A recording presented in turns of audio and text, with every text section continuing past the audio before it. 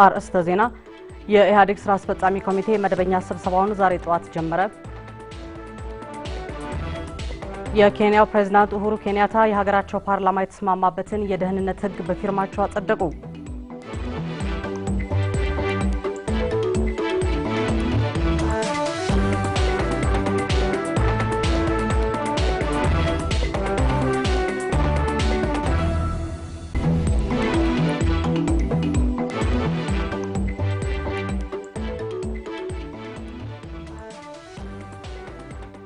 ጤና ይስጥልኝ ከዜናዎቹ ጋር ሄርሜላ ገብረኪዳን ነኝ። የኢህአዴግ ስራ አስፈጻሚ ኮሚቴ መደበኛ ስብሰባውን ዛሬ ጠዋት ጀመረ። የስራ አስፈጻሚ ኮሚቴው ስብሰባ በ2007 የበጀት ዓመት የልማትና የመልካም አስተዳደር ስራዎች ቅድመ ዝግጅቶችንና የተግባር አጀማመር እንዲሁም የምርጫ ስራ ዝግጅት በመገምገም አቅጣጫዎችን እንደሚያስቀምጥ የኢህአዴግ ምክር ቤት ጽህፈት ቤት አስታውቋል። ኮሚቴው የ2007 የበጀት ዓመት የመጀመሪያው የእድገትና ትራንስፎርሜሽን እቅድ ማጠቃለያ ዓመትና አምስተኛው አገራዊ ምርጫ የሚካሄድበት ዓመት በመሆኑን ታሳቢ በማድረግ በኢህአዴግ ምክር ቤት የጸደቀውን መሪ እቅድና በምክር ቤቱ የተቀመጡ አቅጣጫዎችን መሰረት በማድረግ በክልሎችና በፌዴራል የተከናወኑ የቅድመ ዝግጅት ስራዎችንና የተግባር ምዕራፍ አጀማመር በዝርዝር መገምገም ጀምሯል። በግምገማው የዓመቱን እቅድ በልማት ኃይሎች ንቅናቄ ለመፈጸም በየደረጃው የአካባቢ ሁኔታዎችን መነሻ ያደረጉ እቅዶች በጥራት መዘጋጀታቸውንና የፈጻሚዎችን የክህሎትና የአመለካከት ክፍተቶች ለመሙላት የተካሄዱ የአቅም ግንባታ ስራዎችንም ይመለከታል። በገጠር ልማት፣ በክረምት ስራዎች አፈጻጸምና የመስኖ ልማት የዝግጅት ስራዎች እንዲሁም በከተማ የአነስተኛና ጥቃቅን ኢንተርፕራይዝና የስራ ዕድል ፈጠራ ስራዎች ላይም ትኩረት ሰጥቶ ይወያያል። በማህበራዊ ልማት የትምህርትና የጤና ስራዎች በእድገትና ትራንስፎርሜሽን እቅዱ የተቀመጡ ግቦችንና የምዕተ ዓመቱን የልማት ግቦች ሊያሳኩ በሚያስችል ሁኔታ የተከናወኑ መሆኑንም በዝርዝር እንደሚገመግም ጽህፈት ቤቱ ገልጿል። ኮሚቴው የመሰረተ ልማትና የሜጋ ፕሮጀክቶችን አፈጻጸምና የመልካም አስተዳደርና አገልግሎት አሰጣጥ ስራዎች በመገምገም ትግበራውን አጠናክሮ ለማስቀጠል የሚያስችሉ አቅጣጫዎችን እንደሚያስቀምጥም ይጠበቃል ብሏል ጽህፈት ቤቱ። አምስተኛውን አገራዊ ምርጫ ነጻ፣ ፍትሃዊ፣ ዲሞክራሲያዊና ሰላማዊ በሆነ ሁኔታ ለማካሄድ የተጀመሩ ስራዎችን መገምገምና የቀጣይ አቅጣጫዎችን ማስቀመጥም በኮሚቴው ስብሰባ ትኩረት የሚሰጠው ጉዳይ ነው። የስራ አስፈጻሚ ኮሚቴው ስብሰባ ነገ እንደሚቀጥል የኢህአዴግ ምክር ቤት ጽህፈት ቤት አስታውቋል። መኢአድና አንድነት የፖለቲካ ፓርቲዎች ያቀረቡትን የመወዳደሪያ ምልክት ለማጽደቅ ያለባቸውን የአመራር አለመግባባት ችግር በፓርቲው መተዳደሪያ ደንብ መሰረት ፈተው በአንድ ሳምንት ጊዜ ውስጥ እንዲያሳውቁ የብሔራዊ ምርጫ ቦርድ አሳሰበ። ፓርቲዎቹ ያለባቸውን ችግር በተሰጠው የጊዜ ገደብ ውስጥ ፈተው ለቦርዱ ካላሳወቁ የመወዳደሪያ ምልክቶቻቸውን ለማጽደቅ እንደሚቸገር አስታውቋል። የኢትዮጵያ ብሔራዊ ምርጫ ቦርድ ሰብሳቢ ፕሮፌሰር መርጋ በቃና ቦርዱ ለሁለቱ ፓርቲዎች የአንድ ሳምንት ጊዜ የሰጠው በዲሞክራሲያዊ ምርጫ ሂደቱ ተሳትፏቸውን እንዲቀጥሉ ለማስቻል ነው ብለዋል። ይህ በሂደት በሆደ ሰፊነት ስናስተናግድ የከረምነው ነው። ከበስተጀርባው ህዝብ አለ። ዲሞክራሲ ፕሮሰስ ነው። ፕሮሰሱ ብዙ ትግስት ይፈልጋል፣ ብዙ ውጣ ውረድ ይፈልጋል። መቻል አለብን። ርቀን ቢዮንድ ዘ ቦክስ መሄድ አለብን ብለን ስናስተናግድ ነው የከረምነው። እየነገርናቸው እየመከርናቸው እስካሁን ደርሰናል። ስለዚህ መሻሻል ነው ያቃተው። አሁን የመጨረሻ እድል ላይ ደርሰናል። ለዚህ ምርጫ መወዳደር አሁንም ፓርቲው እናቃለን። የቀረበልን ምልክት አንድ የምርጫ ህጎችን ያከበረ መሆን አለበት። ሁለት የውስጥ መተዳደሪያ የራሳችሁን ደንብ እናንተ ያወጣችሁትን ደንብ አክብሩና ኑ። እድል ሰጠናችኋል። ያንን ችግር አለባችሁና ምልክት አታቀርቡም አላልን። ችግራችሁን ፍቱ። ወደ መጨረሻ ስትገቡ ጮችን የምታስመዘግቡት መጀመሪያ የህግ ጉዳዮችን ስታሟሉ ነው። አሁን ለፓርቲ ክብር መስጠት ስላለብን ምልክቱን እንቀበላለን ብለን ተቀብለናል። ምልክቱ መጽደቅ አለበት። ባወጣነው ጊዜ ሰሌዳ መሰረት ከፖለቲካ ፓርቲዎች ጋር ተነጋግረን ያወጣነው ጊዜ ሰሌዳ መሰረት ታህሳስ 16 ቀን የእጩ ምዝገባ ይጀመራል። ቀኑ ደርሷል። አንድ ሳምንት ያነሰው ነው ማለት 6 ቀን ነው የቀረው። ስለዚህ ቀኑ እየጠበበ ስለመጣ በዚህ አንድ ሳምንት ጊዜ ውስጥ አስተካክሎ እንዲቀርቡ እያሳሰብናቸው ነው። ዛሬ ብቻ አይደለም እያሳሰብን ያለነው፣ ብዙ ቆይተናል። አስተካክሉ፣ የህግ ጉዳዮችን አሟሉ እያልን ነው። ይህንን እያልን እየመከርን ብዙ የጎተን ከድንበር እየወጣን እያስተናገን እዚህ ደርሰናል። አሁን ምልክቱን ስናጸድቅ የሌሎቹ ማስተካከያ አድርገን ስናጸድቅ እውቅና ስንሰጥላቸው ፓርቲዎች 60 ፖለቲካ ፓርቲዎች ናቸው ምልክት ወሰዱት። የ60ዎቹን ስናቀርብ የሁለቱ ላይ የጎላ ችግር የተለየ ችግር አጋጠመን። ይሄ ችግር የደንብ የህግ ተገዢ ያለ መሆን ነው። ይሄ ነው ይሄንን ነው ያስቀመጥን ያለ ነው። አሁንም ተጠቀሙበት። በዚህ በአንድ ሳምንት ጊዜ ውስጥ ተጠቀሙበት። ፊታችን 16 ቀን እጩ ምዝገባ ይጀመራል። የድሉ ተጠቃሚ ለመሆን በህግ ቦርዱ ስለፈለገ አይደለም፣ ስለወደደም የምገባውን አይሰጥም፣ ስለጠላም የምከለከል አይደለም። ህግ የምለው ነው። እኛ ህግ የምለው አድርጉ ነው። ህግ ተገዢ ነው ሁላችን ነው። የበንዲ እንዳለ በመጪው ታህሳስ 16 2007 የህዝብ ታዛቢዎች ምርጫ እንደሚካሄድ የብሔራዊ ምርጫ ቦርድ አስታወቀ።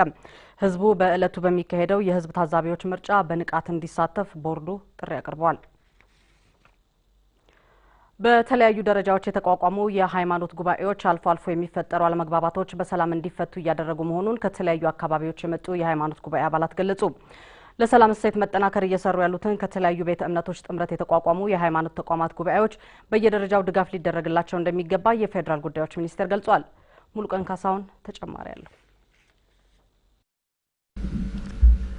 የኢትዮጵያ የሃይማኖት ተቋማት ጉባኤ በ2003 ከተቋቋመ ጀምሮም ሁሉም ሃይማኖቶች በሰላምና በጋራ እሴቶች ላይ አብሮ በመምከር የቆየውን የመከባበርና ተፋቅሮ የመኖር ባህል ለማጠናከር እየሰራ ነው። ጉባኤው በሀገር አቀፍ ደረጃ የነበረውን መዋቅሩን በክልሎች፣ ዞኖች፣ ወረዳዎችና ቀበሌዎች ደረጃም ለማውረድም ሰፊ ስራዎችን ሰርቷል።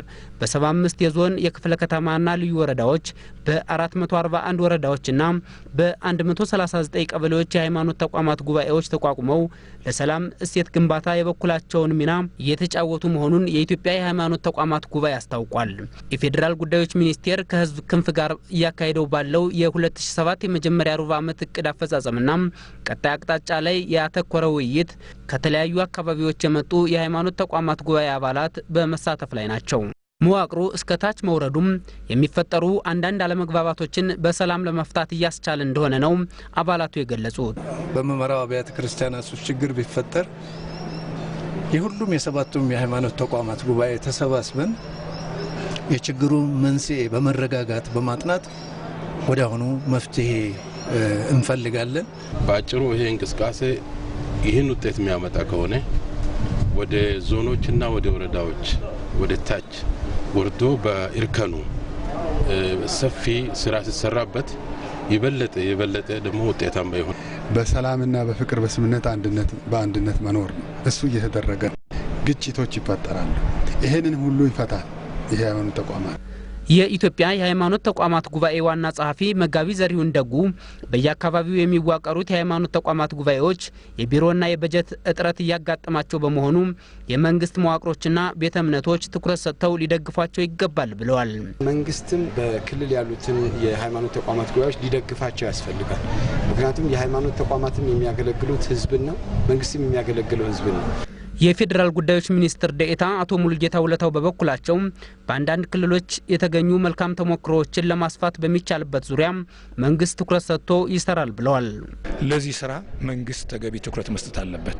የፌዴራል መንግስት እየሰጠ ነው። ክልሎችም ወጣ ገባ ያለው ድጋፍ ነው ያላቸው። ያ እንዲጠናከር ፌዴራል ጉዳዮች ሚኒስቴር ኃላፊነቱን ይወጣል። በመድረኩ ከሁሉም የሀገሪቱ አካባቢዎች የተውጣጡ የሃይማኖት ተቋማት ጉባኤዎች ተወካዮች በመሳተፍ ላይ ናቸው። ኢትዮጵያ የአፍሪካ ህብረት ያወጣውን ረሃብን በ2025 ከአፍሪካ ለማጥፋት የነደፈውን ፕሮጀክት በሙከራ ደረጃ ተግባራዊ ለማድረግ መመረጧን የዓለም አቀፉ የምግብና እርሻ ድርጅት ፋኦ ገለጸ። የግብርና ሚኒስቴር በበኩሉ እቅዱ በኢትዮጵያ ተግባራዊ የሚደረገው በዘላቂ የልማት ማዕቀፍ ውስጥ መሆኑን አስታውቋል። ፕሮግራሙን በተመለከተ በኢትዮጵያ ተግባራዊ ማድረግ በሚቻልበት ሁኔታ ላይ የሚመክር ጉባኤ በአዲስ አበባ ተካሂዷል። አህመድ ኢብራሂም የአፍሪካ ህብረት የመሪዎች ጉባኤ እንደ አውሮፓውያን አቆጣጠር በሰኔ 2014 በኢኳቶሪያል ጊኒ ማላቦ ባካሄደው ጉባኤ ረሃብን ከአፍሪካ እንደ አውሮፓውያን አቆጣጠር በ2025 ለማጥፋት ግብ አስቀምጧል። ግቡን ለማሳካት ምቹ የልማት ፖሊሲና ስትራቴጂዎችን በመተግበር የግብርናውን ክፍለ ኢኮኖሚ ምርትና ምርታማነትን መጨመር፣ በአፍሪካ ከምርት በኋላ የሚከሰተውን ብክነት በግማሽ መቀነስ፣ ለረሃብና ለአደጋ የተጋለጡ የህብረተሰብ ክፍሎችን ማህበራዊ ጥበቃ እንዲያገኙ ማድረግና ሌሎች በርካታ ተግባራት የሚከናወኑ ይሆናል። ኢትዮጵያ፣ ማላዊ፣ አንጎላና ኒጀር ደግሞ ፕሮጀክቱ ፕሮጀክቱ በሙከራ ደረጃ እንዲተገበርባቸው በህብረቱ የተመረጡ ሀገራት ናቸው። ፕሮጀክቱን በኢትዮጵያ ተግባራዊ ማድረግ በሚቻልበት ሁኔታ ላይ የሚመክር ጉባኤ በዓለም አቀፉ የምግብና የእርሻ ድርጅት ፋኦና በግብርና ሚኒስቴር አስተባባሪነት በአዲስ አበባ የምክክር መድረክ ተካሂዷል። በውይይቱ ላይ በዓለም አቀፉ የምግብና የእርሻ ድርጅት ፋኦ የምስራቅ አፍሪካ ሀገራት አስተባባሪ ዶክተር ሱዛን ሚናዬ ኢትዮጵያ ባላት የፖለቲካ ቁርጠኝነትና የመጀመሪያውን የምዕተ ዓመት ግቦችን በማሳካቷ ፕሮጀክቱ እንዲተገበር መመረጧን ይናገራሉ። ኢትዮጵያ በከፍተኛ አመራሮች ደረጃ የፖለቲካ ቁርጠኝነት ካላቸው ሀገራት አንዷ ናት። ሀገሪቱ የመጀመሪያውን የምዕተ ዓመቱን ግቦች አሳክታለች። ስለዚህ በእነዚህና በሌሎች ጉዳዮች ውጤታማ በመሆኗ ለፕሮጀክቱ ተመርጣለች። በዚህ ፕሮጀክትም ውጤታማ እንደምትሆን ተስፋ አለኝ። የግብርና ሚኒስትር ዴኤታው አቶ ምትኩ ካሳ በበኩላቸው እንደተናገሩት ኢትዮጵያ ተግባራዊ ባደረገችው ውጤታማ የግብርና ፖሊሲ ረሃብን ከሀገሪቱ በመቀነስ በኩል ውጤቶች ተገኝተዋል። በአፍሪካ ህብረት የተነደፈውና ረሃብን ከአፍሪካ እንደ አውሮፓውያን አቆጣጠር በ2025 ለማጥፋት የወጣው ስትራቴጂም በኢትዮጵያ በዘላቂ ልማት ማዕቀፍ ውስጥ ተግባራዊ እንደሚደረግ አስታውቀዋል። ግብርናና ገጠርን ማዕከል ያደረገውን ፖሊሲና ስትራቴጂ ስንወስድ ቀጥታ የምግብ ዋስትናን ማረጋገጥ ላይ የሚያተኩር ነው። ለዚህ ምግብ ዋስትናን ማረጋገጥ እስከቻለን ድረስ ረሃብን ለማስወገድም በዛው መንገድ ነው መምጣት የሚገባ። አጠቃላይ ፕሮግራሞችን ስንወስድ ደግሞ ዘላቂ ልማት ላይ ያተኮሩና ረሃብን ማስወገድ የሚለው በዘላቂ ልማት የሚመለስ ነው፣ በልማት የሚመለስ ነው።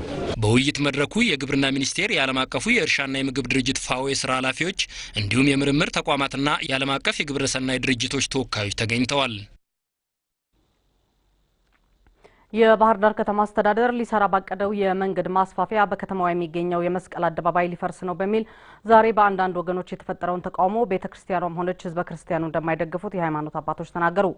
የመንገድ ማስፋፊያው በከተማው የሚገኘውን የመስቀል አደባባይ የማይጎዳ መሆኑን የባህር ዳር ከተማ አስተዳደር አረጋግጧል። ከአማራ ብዙሃን መገናኛ ድርጅት የደረሰንን ዘገባ ተስፋ አባተ ያቀርበዋል። የሃይማኖት አባቶች መግለጫቸው የከተማ አስተዳደሩ ሊሰራ ባቀደው የመንገድ ማስፋፊያ ዙሪያ ቀደም ሲል ውይይት ማካሄዳቸውንና መግባባት መፈጠሩን ገልጸዋል። መንግስት መጠየቁ ትልቅ ክብር መስጠቱ ነውና በዚህ እንደሰታለን። አክብሮ እናንተስ ምን ይመስላል አመለካከታችሁ፣ ድጋፋችሁ ምን ይመስላል ብሎ መጠየቁ ራሱ ለኛ ክብራችን ነው። ይህንን ልማት እንደግፋለን። የከተማ አስተዳደሩ ሊሰራ ያሰበው የመንገድ ማስፋፊያ ፕሮጀክት ቤተክርስቲያንም ሆነ ህዝበ ክርስቲያኑ እንደሚደግፉትም የሃይማኖት አባቶቹ አረጋግጠዋል። ስለሆነም በከተማው በአንዳንድ አፍራሽ ኃይሎች ግፊት የተፈጠረው ተቃውሞ ልማትን ለማደናቀፍና የራስ ዓላማን ለማሳካት ያለመ በመሆኑ የሃይማኖቱን ተከታዮች እንደማይወክልና ሊወገዝ የሚገባው ተግባር መሆኑንም የሃይማኖት አባቶቹ አስገንዝበዋል።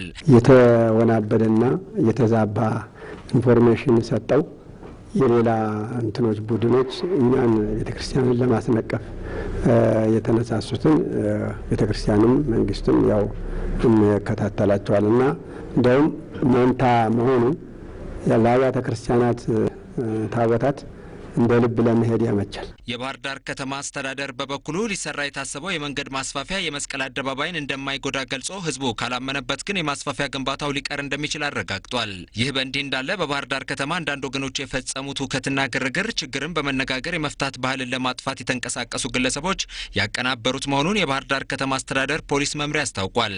የመምሪያው ኃላፊ ምክትል ኮማንደር ውበቱ አለ እንደገለጹት የድርጊቱ አቀነባባሪዎች በህግ እንዲጠየቁ ፖሊስ አስፈላጊውን ጥረት ያደርጋል። ግለሰቦች ወደዚህ ውስጥ እንዲገቡና ችግር እንዲፈጠር የሚፈልጉ ኃይሎች ነበሩ። እነሱን ለይተናል። በእነሱ ላይ እርምጃ የምንወስድበት ሁኔታ ይኖራል። ምክንያቱም ወንጀል እየፈጸሙ ነው። ሌላውን ህብረተሰብ እያሳሳቱ ነው። በውይይት መፈታት የሚችል ጉዳይ ነው። ይህን መከተል አልፈለጉም። ስለዚህ ሰላም ባለበት ከተማ ይህን አይነት ድርጊት እየፈጸሙ በመሄዳቸው እነሱን ለይተን በህግ የምናስጠይቀውን አካል እንጠይቃለን። ሂደቱንም ለህዝብ ይፋ እንደሚያደርግ ምክትል ኮማንደሩ ተናግሯል። ህብረተሰቡም ለከተማው ልማትና ሰላም መረጋገጥ የሚያደርገውን ጥረት በማጠናከር ከፖሊስ ጎን እንዲቆም ጥሪ አቅርበዋል። ፖሊስ በተፈጠረው ሁከት አንድ ግለሰብ ጉዳት ደርሶበት በሕክምና ሲረዳ ቆይቶ መሞቱን አስታውቋል። በደረሰው ጉዳትም ሐዘኑን ገልጿል።